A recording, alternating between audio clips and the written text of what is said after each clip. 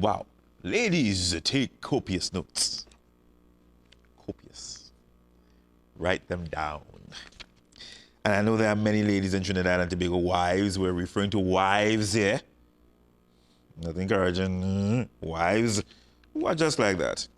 Some again, take notes. Welcome to Cloud.Nine on ACTN The Voice. I am Sheldon Yearwood, and thank you for joining us on the program today. This is Think It Through Thursday. I'm sure for the men and the women, yes, we'll be thinking about what Mr. Miles Monroe had to say.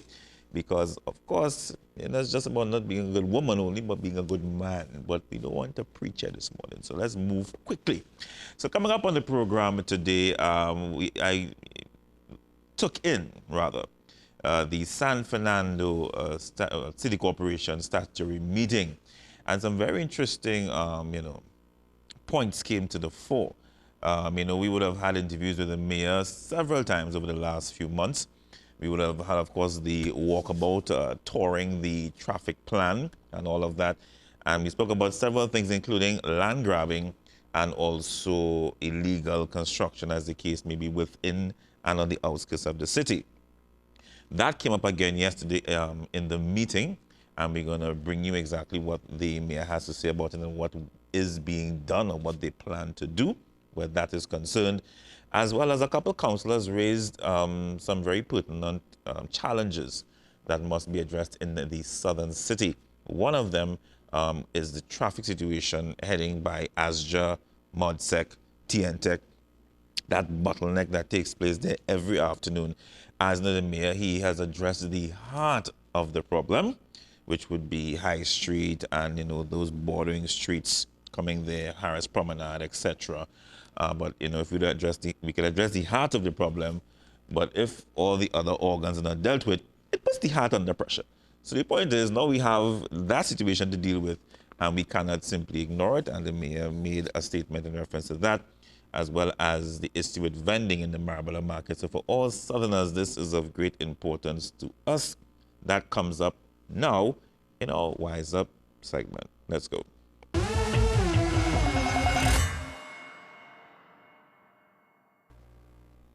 All right, so in our first clip, this again coming out of the statutory meeting that was held by the San Fernando City Corporation, the issue of the parking for parents who are picking up their children, who were particularly Asja and Modsec. What we found out was that, SAPA, from what I know, they allowed parents to park there on afternoons.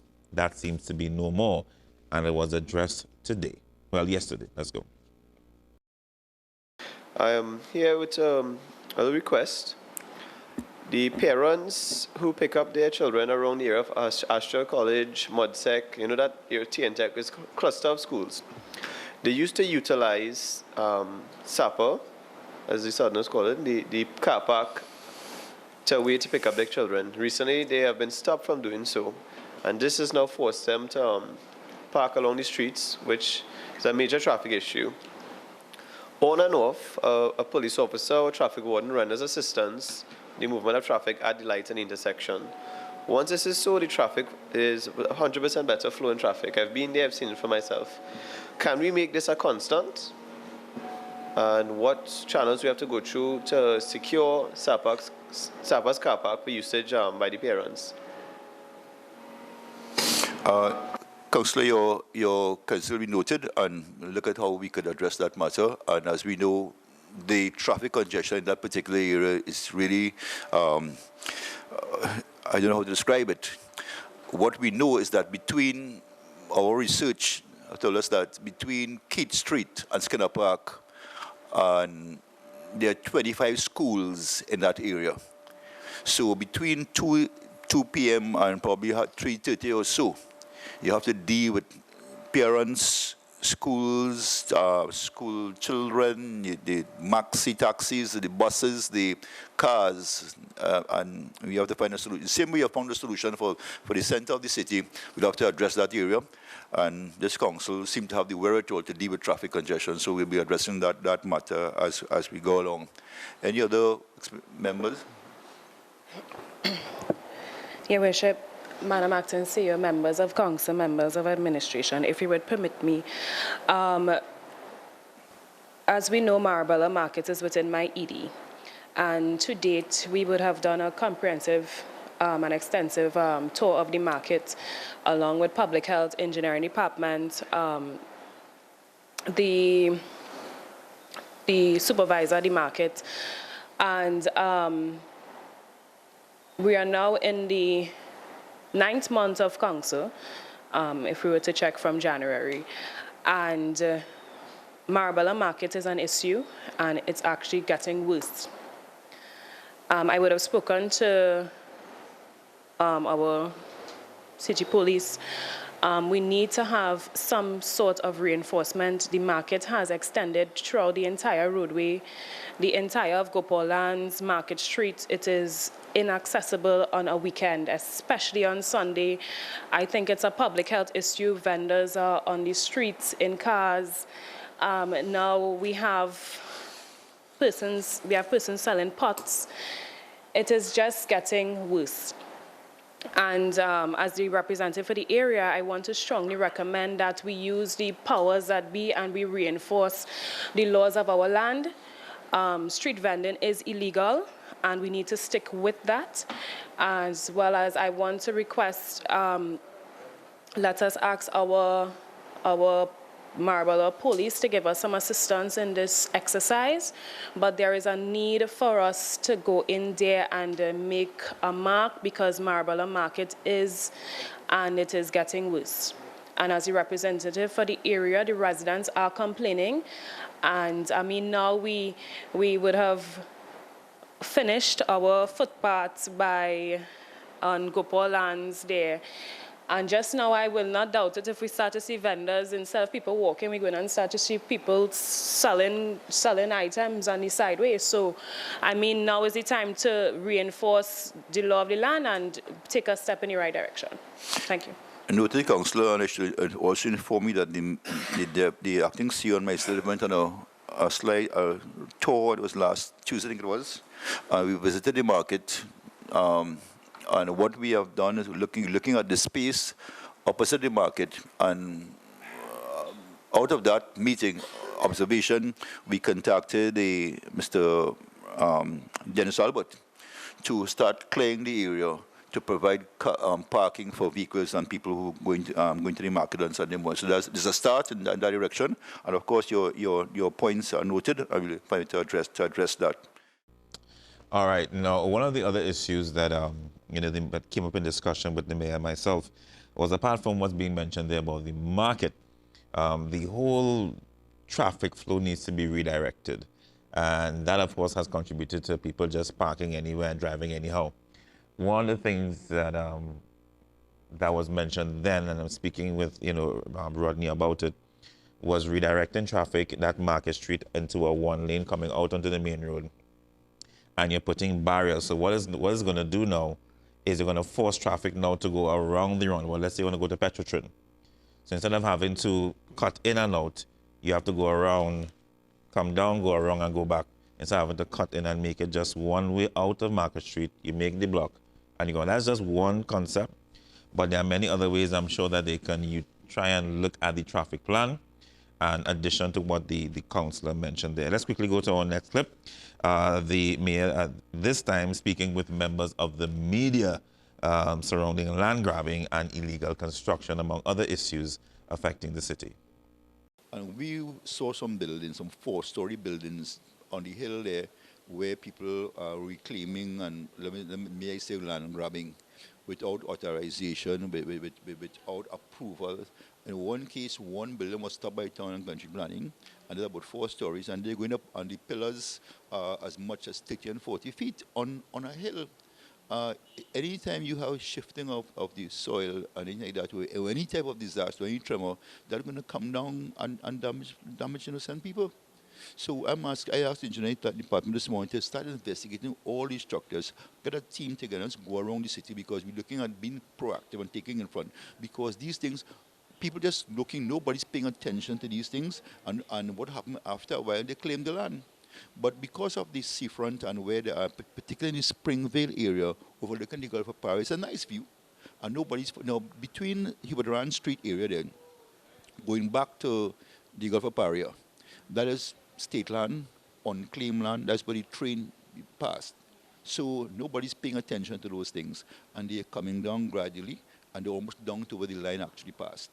And it's always a slope, but eventually, always a slope like this because it's in a high area, and the building structure is going across like this. So you have those type of high, long pillars, which is dangerous. So I asked the engineer to investigate these things and see what is going on because we have to be protectors of the citizen.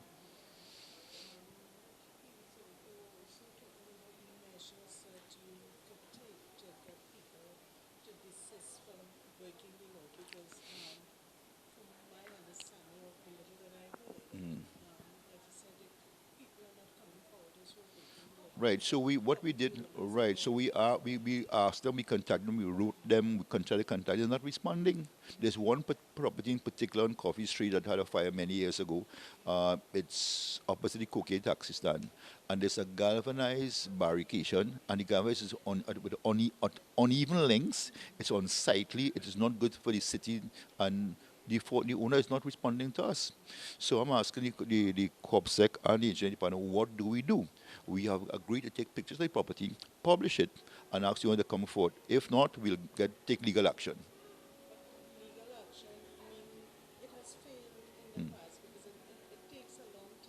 Yeah.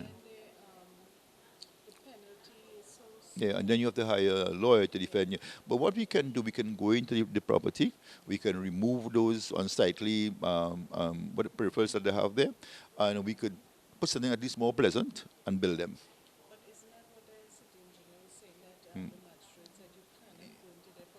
Well, you cannot go. What we could do, okay, in the case of the galvanized fencing, we could replace that because we cannot. It can't continue like that. I mean, this is a city. We claim that we have a city, but is it really a city? How can the bad habits that exist between? We have to change the way we do things. We have to adapt new ways and take pride in our city. Have that civic pride in where we live, how we. This is what I'm saying. This is our home.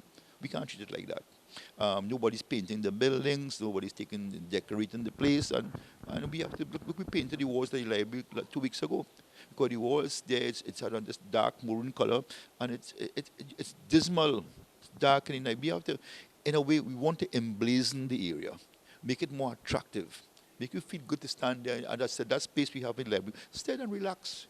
And if you do that and you lit it up and have it bright, people will not come there. People they prefer to stay in those shady areas. So we intend to get that whole place. We spoke to TNTech last week, and we're going to light the whole area, brighten up the whole area.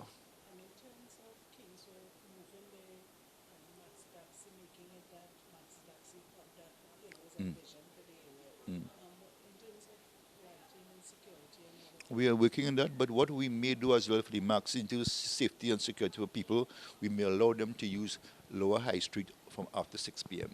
Because you don't want a young lady or a woman alone going down there to secure and have to walk down there. It's dark. So we are looking at between Penetran Street and Manchagan Street on the FCB side from 6 in the evenings. The Maxis could assemble there and exit through Manchagan Street.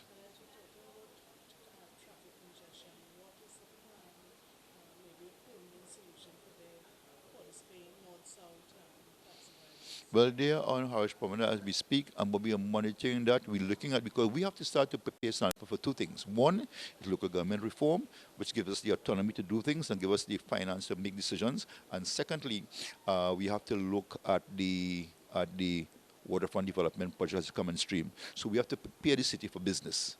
And that's what we are doing. We're freeing up, if you have, particularly like commerce, banking, you have to go to one of those banks on High Street, and it's clear now as compared to how it was previously. So we need to free up some more. Those major streets, High Street, Harris Promenade, San Fernando, Shakon Street, St. James Street, those are main thoroughfare. We need to free up those areas and kind of, create a traffic ebb tide out of the city.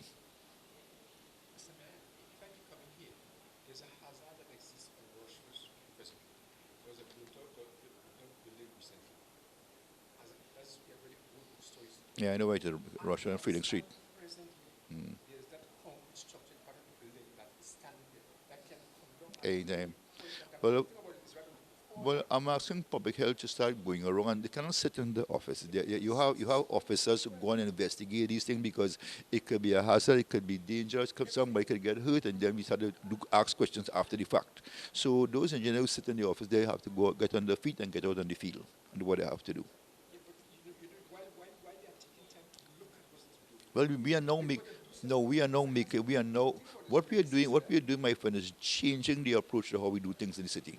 The engineers usually sit in the office and approve documentation and so on. So you go out and investigate it. They have not been doing that. So you have a council who are thinking and say, look, I want the road. I want the road every day so I can understand what's going on. But you come into me and say, Mr. Mayor, so I want it for myself. So you have to go out there, and we get caught up in the air-conditioned office. You sit in your office and make decisions. Go out there and make decisions based on your experiences outside there. All right, so you heard there from the mayor, several issues addressed, including touching again on the whole traffic situation in San Fernando. And I want to thank the mayor again for all the work that he has been doing to deal with this issue, but these many issues that have been plaguing the southern city. Again, we wanted to return as a city of bliss and not blisters. You know, that is my statement all the time, but that is concerned. Let's take a break. When we come back, we switch gears and we're talking about an annual event which I'm proud to always be a part of, Biz Builder. The president of the organization is on set and will be speaking with us after the break.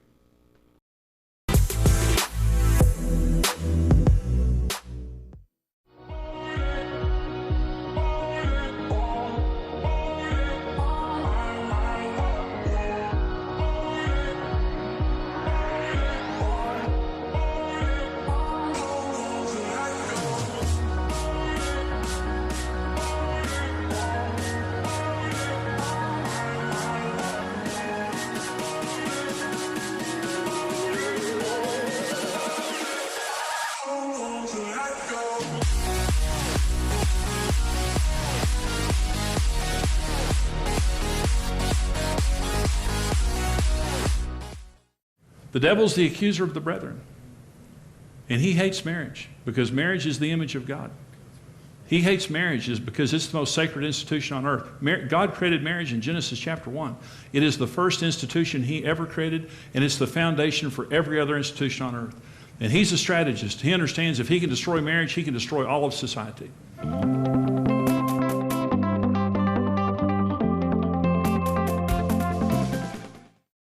I found out that if our phones are close enough and if we have a connection on Wi-Fi and Bluetooth, come on, I'm about to preach this technology until somebody comes out of hiding. If I got something on my device and you need it on your device, if I can get close enough to your device with my device, what's on my device can jump on your device. If I get close to the one who created me, close to the one who called me, if I stop running and return to the place of my assignment, I got to drop. So if you want to live behind walls all your life and live an isolated, lonely, miserable life, go ahead. But I suggest that you tear down all your walls and let God be a wall of protection about you. And he says all of your walls will be called peace.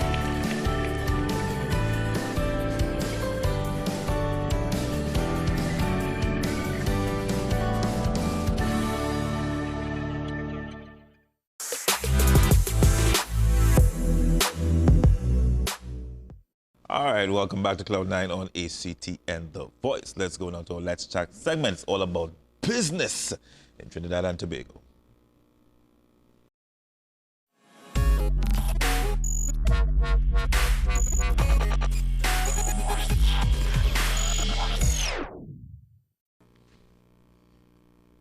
Okay, so question, you want to be wealthy or you want to be rich? All right, where am I going with that? Okay, cool. So one thing I've learned even in my own personal life is that it's always better to be wealthy. Riches come and go. Wealth comes from God in the context of he gives you wealth, and he spoke that into my life. I give you wealth, and wealth, he gives you ideas. He gives you, he speaks into life for you to do things, to step out in faith and be creative. And from that now, there's a wealth of information, wealth of ideas, and of course, riches are birthed through wealth. We are living in a time whereby I honestly believe that God has forced us to tap into that wealth bank that we believe that has been depleted because we're thinking about getting rich. And God is saying, no, what? I give you wealth. And we're not understanding that it comes from him pushing us to be creative, to start thinking out of the box and show who we are as children of God. Because it doesn't make sense saying, no, I want money. And God wants to show his work in you in terms of how, when we look at the world out there and we see this big the creation, we see the majesty of who he is and his mind is just a peephole into the mind of God. Well, we are part of that kingdom and we have that wealth. So how do we tap into it? And this event, Biz Builder, is a kingdom-minded event that helps business people, young and not so young, those now starting off and those established, to tap into that wealth of God and really show who we are in terms of doing creative things and expanding the kingdom and expanding business, bringing new ideas, new concepts. And on set with me, he's no stranger to ACT and The Voice and Cloud.Nine. Good friend of mine, Mr. Robert Henry. Thank you, sir. Hi, how are you doing, sir? You should be a custom TV by now. It should just flow now, yeah. Thanks for having me. This is what year? This is the third year. Yes. Right. And it's Biz Builder. Last couple of years I had the honor of hosting the event. Yes. Third year. Third time's a charm? Yes. So what? Well, for those who are now for the first time hearing about it, give them a little synopsis, if you can, of what is Biz Builder, and in the context of ICCCTT, right. Because it falls under the umbrella of that organization. Yes. So please, the floor is yours. Well, the thing is, first let me thank you again for having us. No problem. ICCC, for those who don't know, stands for the International Christian Chamber of Commerce. Mm-hmm. TT is Trinidad and Tobago, right? We are a global organization in 70 different nations. Mm-hmm. And our main purpose is to really encourage and equip persons in the marketplace. The marketplace being whether you're an employer or employee, right? Wherever you go and you work, mm-hmm. right? To have that release of God's purpose in your life for whatever business or work you do, mm-hmm. right? You are not just there to make money, right? You are there to call for a purpose. As the ICC will say, the success is not dependent upon the finances, but God's purpose in the kingdom of God mm-hmm. for where you are, right? And money is just a byproduct of work. You think people truly... along with other things, right? It's a byproduct, right? Because you really work for calling. God has called you to be a businessman. God has called you to be a janitor. God has called you to be an entrepreneur. God has called you to be a doctor, right? And the thing is that passion now drives you to get wealth. It is about providing a service. A service, right? And Christ gave that example on the earth. All he came to do is serve, right? And many years later, he spanned the globe, right? So the Biz Builder is a concept that the Chamber developed to help businesses by networking and bringing together persons who have that wealth of information to come now and share their expertise for the wider body of Christ, right? So it is really to advise, inspire, and equip people for business, especially in this season where the economy is not the best, right? And the upcoming budget. People have to make a decision whether or not they are going to remove that fear of starting the business. God has called them for years to do something, to start this, to start that. But fear has gripped you, insecurity, lack of finances. But the thing is, when God gives you a call, then he equips you when you step out. Do you think, and again, you've been in business for a number of years as well, outside of the Biz Builder event, you have something as well called Think Tank. Think Tank, where people come in and just kind of pool ideas and so forth. from when you started this to now, and with the budget literally just a few days away, Right. do you think business people, when you hear their stories, Right. and I'm more referring to small businesses for Right. now, right? I want to put everything into context. Do you think people who have small businesses, who would have, let's say, started within the last 10, 15 years or so, do you believe that they would have received the proper foundational tools?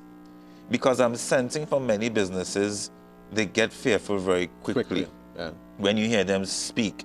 And any established business person, when you listen to them, and I'm referring, let's say, not, I'm using this term very loosely, please don't shoot the mess.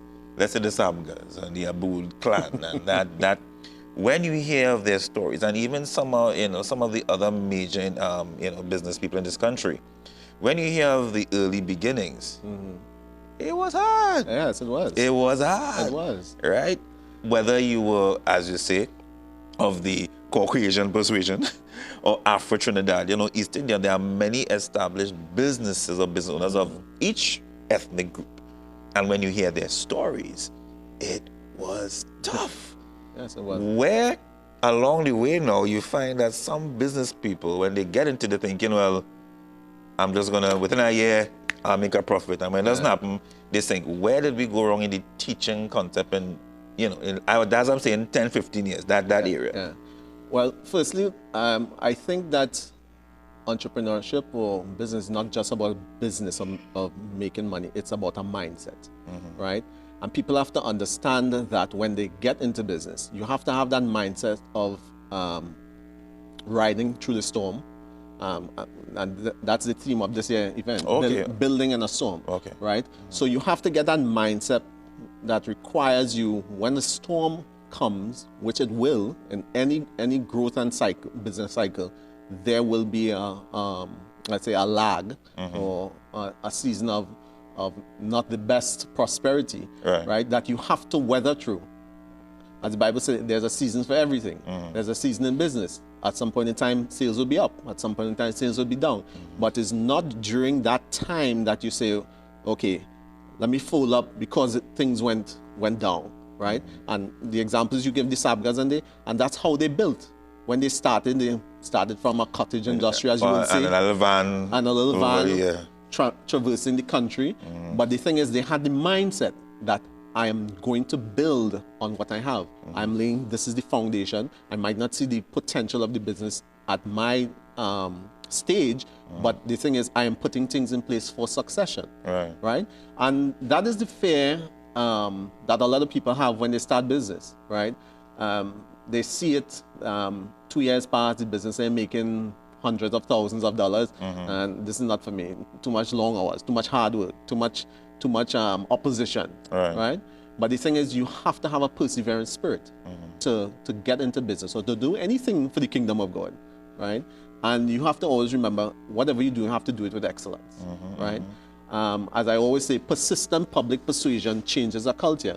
You have to, if it is you have a brand or a product that now come on the market, or you now start your business, it is not to say that you put it out there, could be a bakery or whatever it is, you're going to have an influx of people because it's my business. It's only the business owner really has that passion and that drive for the business. But the general public are skeptical of new things and new products and services. And you have to allow the time for the public to accept your product, to try your product, and see that it develops over time. But what would have changed that mindset, though? I mean, and this is where I guess the biz builder comes in. Is it because of how fast-paced our world has become? What would have changed your mindset? What do you think? Around what year would have changed that mindset? I think technology has helped because we have now all this information about what is going on in the rest of the world. And that has also helped the mindset as it relates to, you have a generation who are now more willing to try new business or new things or new activities, right? As compared to the mindset of our previous generation who said that once you come out of school, you have to go look for a job. Nobody encouraged you to go start a business, right? And that is the mindset we are trying now to inculcate within the ICCC, that, hey, God has equipped us if you are so called to go into business, Right. and he has also provided the tools and resources, but you have to take that step of faith and do. And that's the challenge we have. We have all the wonderful ideas, we have all the wonderful things or examples to look at, but when it comes now to execution, there's fear, right?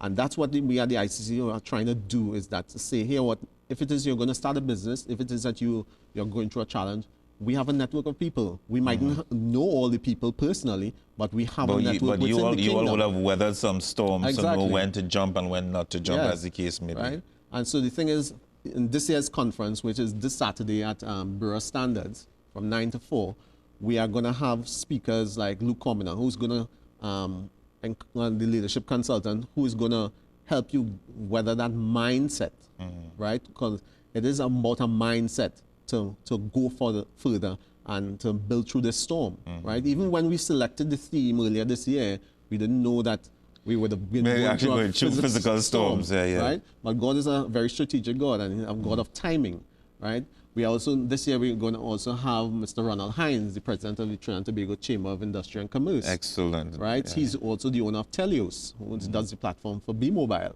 right? So the thing is that we have a wealth of people within the kingdom of God who are believers, who have been through, who have come through, and who are now willing to share. We also have Dexter Musgrave, a creative director, yes, trust me. right? Which he works with so many companies That right? people may not even know. That Yeah. people may not even know, and he's a creative strategist, right? So we have the people who have the expertise, the skills.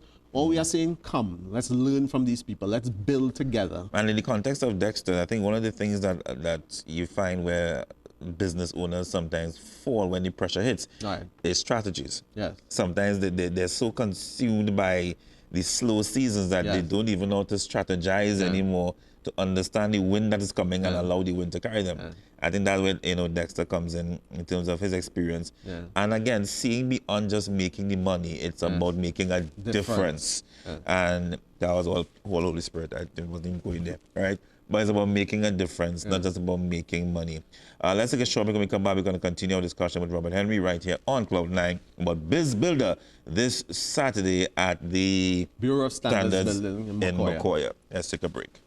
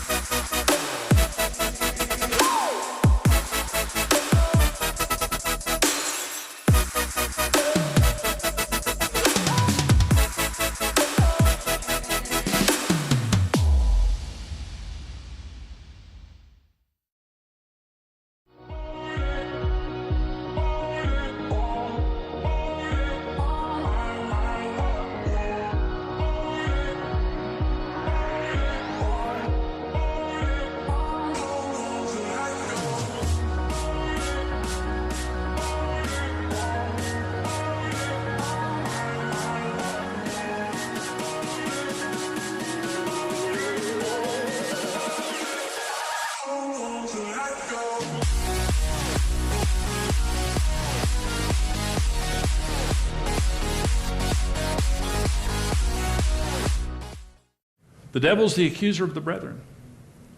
And he hates marriage because marriage is the image of God. He hates marriage because it's the most sacred institution on earth. God created marriage in Genesis chapter 1. It is the first institution he ever created, and it's the foundation for every other institution on earth. And he's a strategist. He understands if he can destroy marriage, he can destroy all of society.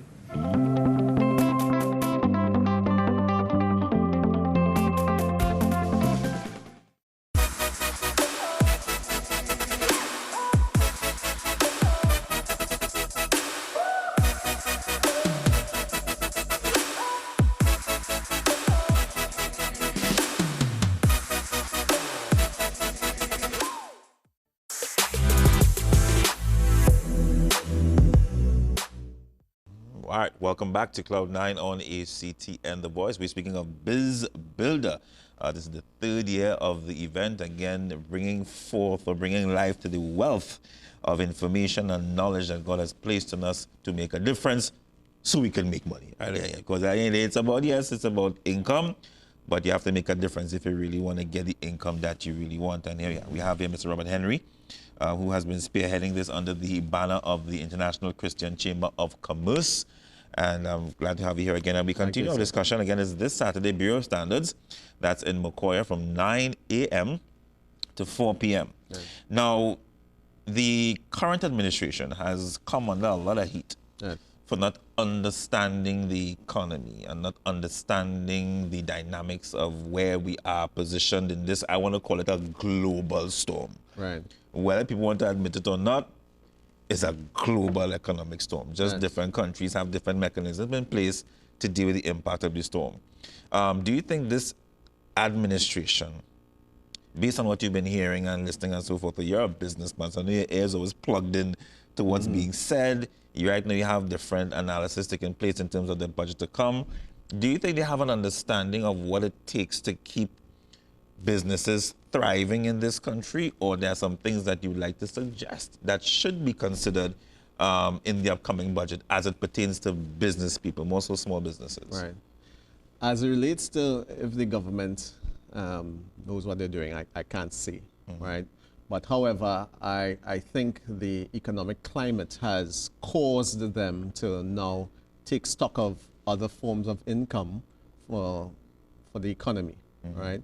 As the Prime Minister spoke about the last 10 years and the 89% drop in revenue, right? From I think 15 billion to 2 billion, right? That also, I saw them also saying that they are considering the aspect of supporting the spawning of new businesses, right? And I implore the government for that. The thing is, when you look at economies around the world, small business pays a significant aspect to your GDP, revenue to your GDP, right? And the thing is, for many years, you have heard that the government, previous administrations are going to, say, encourage small business, encourage business growth. But the thing is, I think now is crunch time, right? Because of that shortfall in the revenue that they are seeing, it is a critical need at this time. We really have to move forward, especially in the fact of the foreign exchange. I know they also spoke about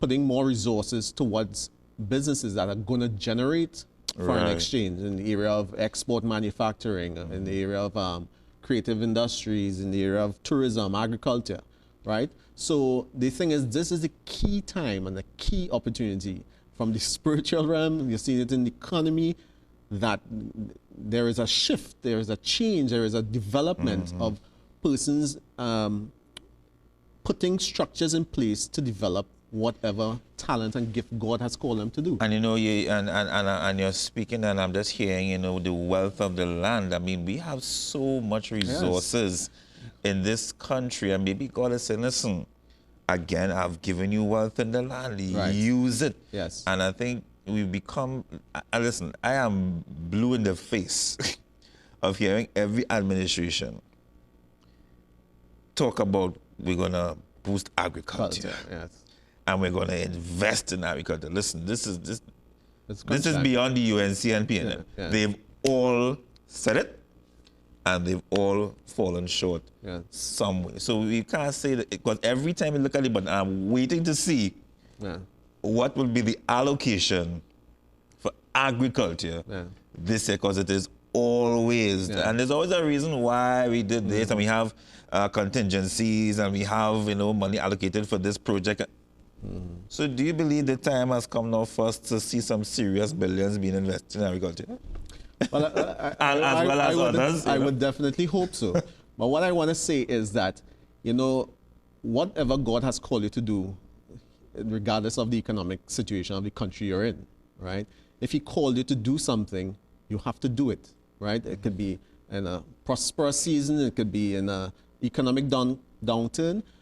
The thing is, if God calls you towards something, it's your responsibility.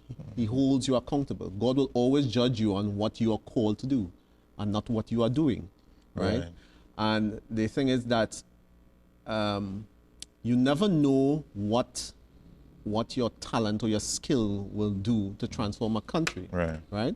And it reminds me of of Sweden, the country of Sweden. I was reading a book about their genesis, and it showed that the Swedish was one of the poorest countries in the world, and because of the obedience of one man under God's leading, transformed a whole society, a whole country, a whole nation, right?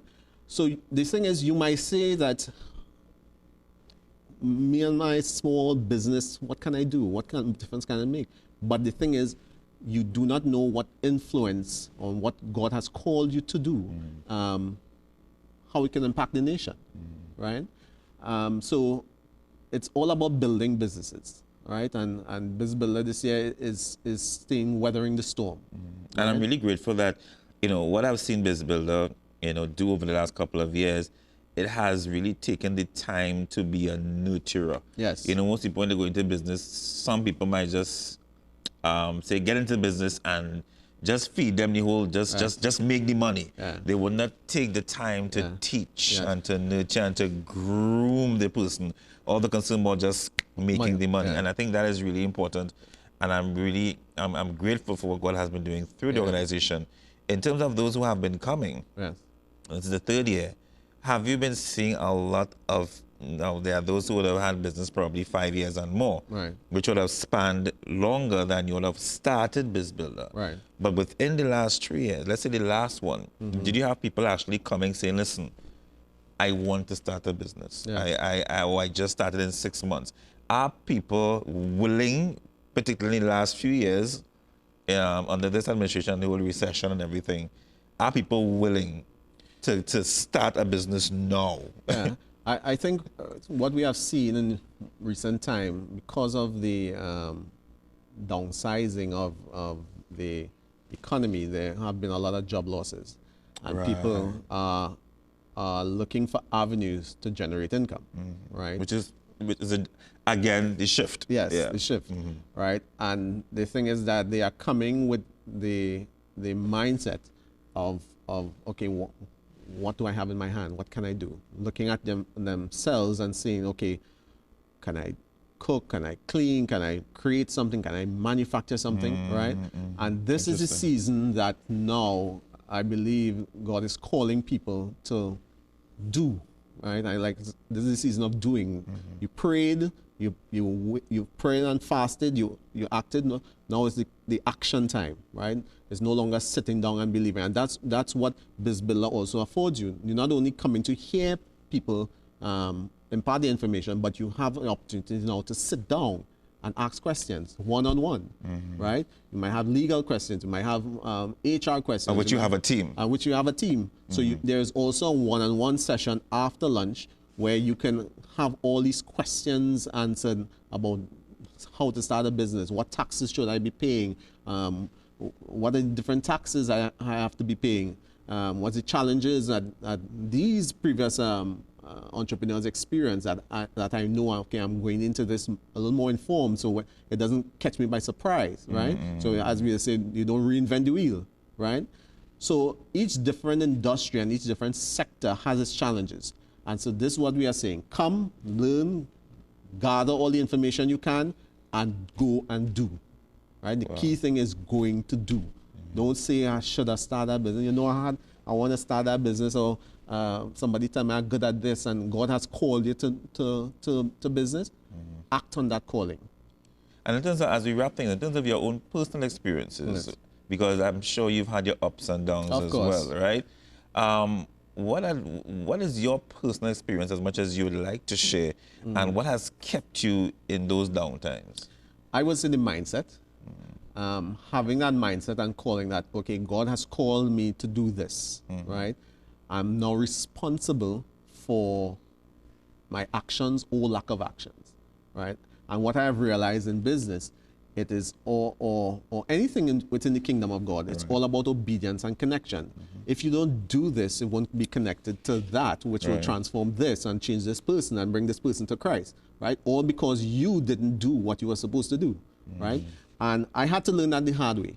And so now I am more wise on when God gives me instructions to do it. Even though you might be seeing on the surface is about what is beyond. When he calls you to do something, it never looks possible. Because you always look from the physical eye at your present situation and not see how God sees you, right?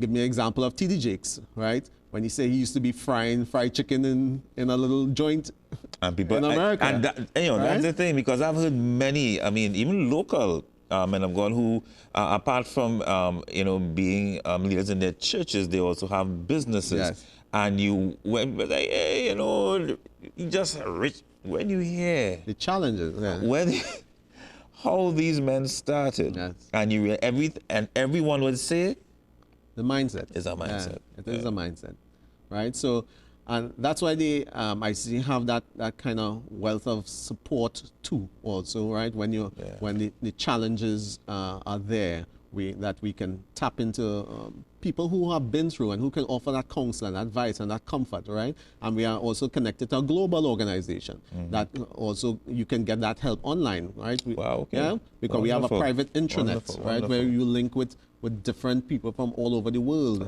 right? And we are also linked with Israel, right? And so the chamber, if it is that you have a product that you are willing to export or thing to Israel, we have that link. Right? So the thing is, all within the kingdom of God, we have the resources, we have the tools. Just tap into it. Just tap into it. This is really, we're kind of wrapping things up here, but again, I encourage all businesses, established or otherwise. I've been there last couple of years. Trust me, I've seen, and I too have benefited in terms of just mindset changing and how you see yourself as an individual, and in terms of what you can do to add to the kingdom in terms of business. So again, just repeat again when and the speakers and the cost and where they can get information. Please. Right, so it is this Saturday, 30th of September, 2017 at the Bureau of Standards building in Macoya. Right, the theme for this year's Biz Builder Conference, Biz Builder stands for building a business, Biz Builder. The theme for this year's conference is Building in a Storm. We have speakers like Ronald Hines, President of Trinidad and Tobago Chamber of Industry and Commerce. We have leadership consultant Luke Quamina. We have creative strategist Dexter Musgrave, along with other professionals and mentors who are there to help and pour out into you. The cost is only $300. You can get tickets at Maranatha bookstores, North and South. You can also get tickets by emailing us at secretariat@iccct.org. That is secretariat@iccct.org. That's 3 C's. Or you can just visit the website iccc, that is 3 C's, tt.org. iccct.org. It's from 9 to 4. Come, be blessed, be transformed. Always a pleasure indeed. And again, I encourage, once again, please go out and support. Check them out on Facebook. Yes. It's the Biz Builder, the 3rd edition, and many more to come, I'm sure. Mr. Luke Quamina, or Pastor Luke Quamina, Mr. Ronald Hines. Ronald Hines, and Mr. Dexter Musgrave. So that brings us to the end of our program today. It is Think It Through Thursday. We start off with a clip from Mr. Miles Monroe talking about a good woman. Husband never leaves home. I believe that day. And now we have a very, how should I say, animated man of God, Pastor John Gray, to take us out today on Cloud.Nine on ACT and The Voice. God bless you. Keep on smiling.